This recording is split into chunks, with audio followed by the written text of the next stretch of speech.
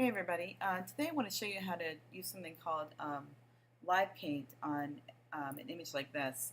I've already shown you how to use the Live Paint tool, but this is a little different because the problem here is I've got objects here, like for example this one is just a straight up regular hand-drawn path. So if I go to Object, Live Paint, no problem, I can make this. I can go ahead and come in and grab, a black or something close to it and go to my Live Paint bucket tool and no problem. Just goes ahead and lets me fill that in. Wonderful, right? Well, the problem here is I have areas that have what's called a clipping mask. And I know it's a clipping mask because if I go to Object, Clipping Mask, you can see there's a clipping mask. And if you notice, if I go to Live Paint, it doesn't give me that option. So I've figured out over the years there's actually a good way to do this. So I'm going to show you how to do this the easy way.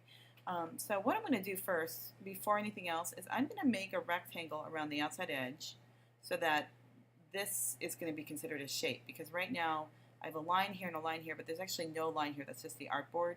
So if I try to fill this in, it's not going to work. So before I do anything else, I'm just going to grab a rectangle, make sure it has no fill, stroke of black. It can be a relatively small stroke.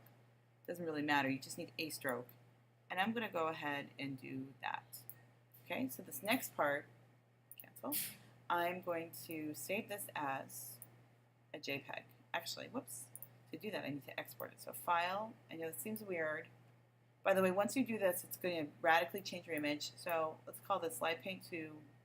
I already have several JPEGs of this, so let's call this Live Paint Final, like that.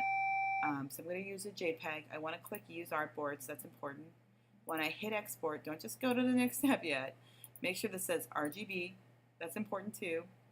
300 ppi, extremely important, and high quality. And I'm going to say OK. And I'll go ahead and open up that new image that I have. Where did I put it? So File, Open. And there might be a couple snafus, so there it is. So I'm going to go ahead and open that up. And alrighty, one little snafu that happened.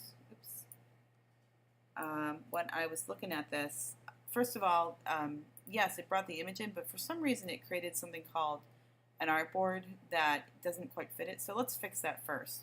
So to do that, it's actually quite easy. You just click on this little button right here. That's your artboard tool. And it comes up like this, and you can simply edit the artboard to be exactly the size of your image. It's pretty easy. I don't know why it didn't open it up as a default, but that's okay. We can just make it work by doing that. Awesome. Another way, by the way, you can actually change your height in inches up here. I think this was like 12 by 8, so if I try 12 inches, not points, by 8 inches, let's see, this should give me the same thing, and it did. Okay, so next step, I need to do something called live trace this, and I'm going to show you guys how to do that in the